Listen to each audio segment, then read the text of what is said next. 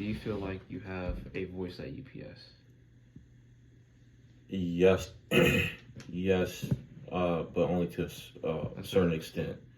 Um, I have a voice when it comes to anything pertaining changes in the operation that I'm running.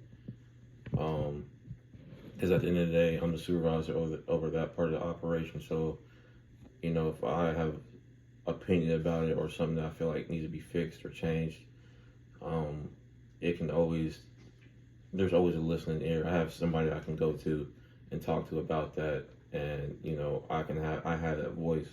But when it comes to overall like leadership in the facility and how things I feel like should be ran, No. no, just because people above me, they've been working at the company for a lot longer, so they technically know more things. Just personally, like, I'm not too pleased with leadership at my warehouse. They are honestly just assholes and just kind Okay. of are like That you actually is my next question. How's the overall leadership quality? the leadership is poor. The guy I report to told me flat out that he does not talk to employees. He only talks to supervisors. Um, and some people might take that as, well, he's a supervisor, so he doesn't probably have time to talk to employees. Somebody like me, who's played sports and has dealt with different types of leadership, not just in management and jobs, knows when there's a bad leader, um, and he's a bad leader. Yeah, he's knowledgeable in what he does, but he doesn't engage with employees. He doesn't talk to people. He doesn't ask how people's days are, which goes a long way and shows that you care. Even if you really don't, you're just making general conversation. It still shows that you care somewhat. You just care about his paycheck. He just cares about the operation and his management and his paycheck, but he doesn't really care about the people. And the guy above him, the guy over the entire facility, he's even a bigger asshole. Um, he doesn't come out his office. Um, we were supposed to have a facility meeting once a month, like as an entire facility, where they come out the office and they'll say stuff. I've asked them on several occasions. It's called a town hall meeting. When are we going to have a town hall meeting? They just keep pushing it off. And oftentimes when I ask about it, they kind of just roll their eyes and tell me that they're planning it soon. But I don't think they really have any intentions on really engaging with their employees. And not to say that they don't know how to run a business and they're not knowledgeable, but stuff like that goes a long way when people show up to work and they know that they can go talk to the head guy and have a normal conversation with.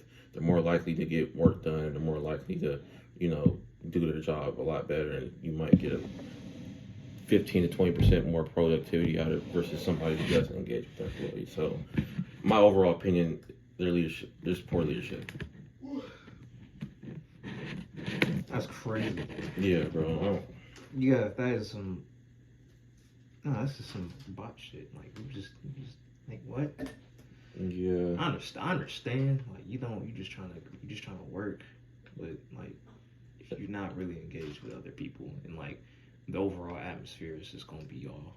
Right, like it's just, and the only time they ever come out the office is if there's an issue. So whenever they're literally walking around, somebody just thinks, oh, somebody's in trouble, and that's not really a good thing for real.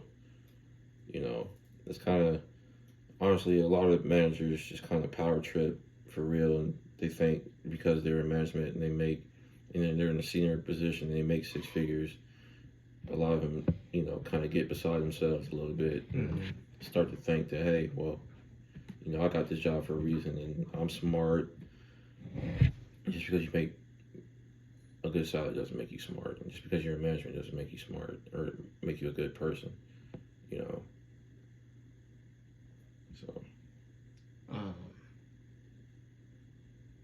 So you said no voice in leadership.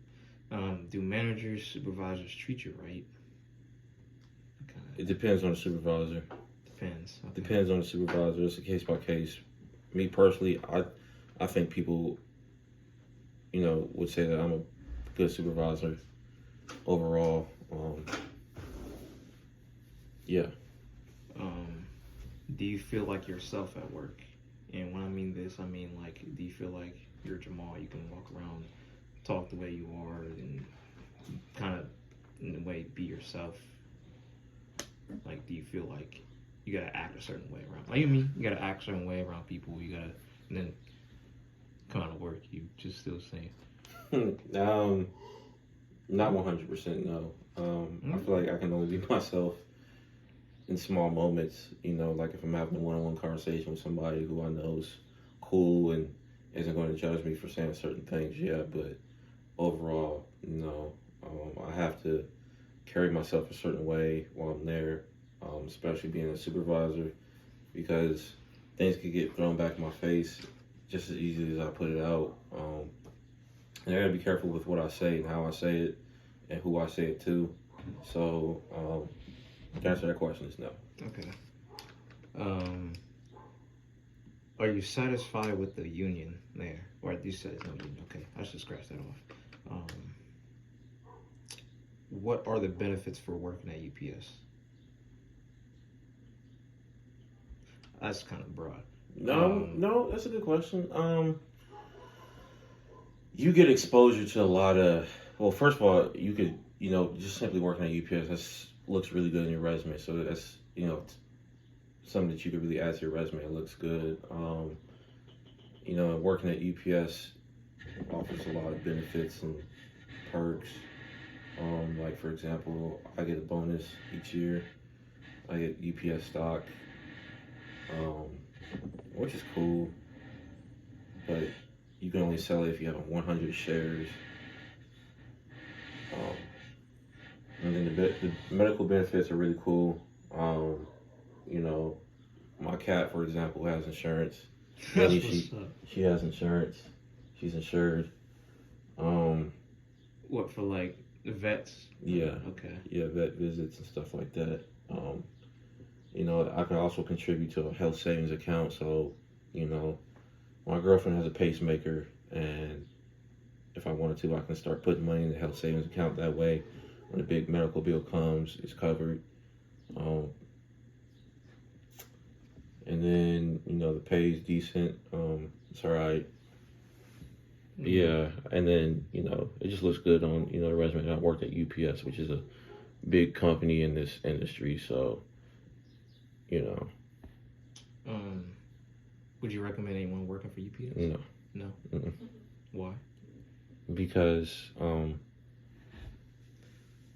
the outside looking in, UPS looks like a great company, and, people often associate UPS with, package car drivers, and, people outside the company often hear that, I heard they get paid really well, but people don't often really hear or see the work that is done in the company actually, and people don't really recognize,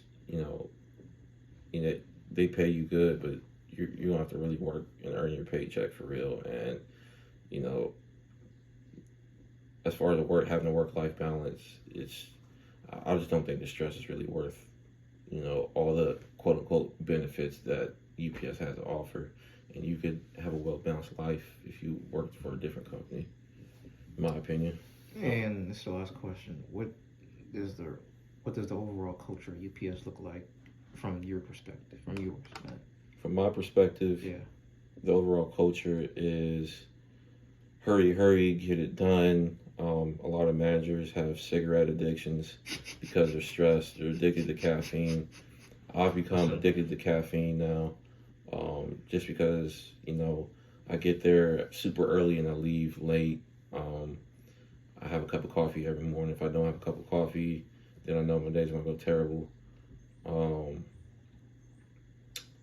And people try to convince themselves that they love, those type of environments where they're under a lot of pressure and, need to get stuff done. But in reality, that's not a sustainable way to live. But, just the overall culture, people think, having a lot of pressure is fun. Some people truly enjoy it, and some people convince themselves that they enjoy it, and some people put up with it because they got bills to pay. Overall, it's just a high pressure, high caffeine and nicotine environment, and it's honestly kind of toxic. And I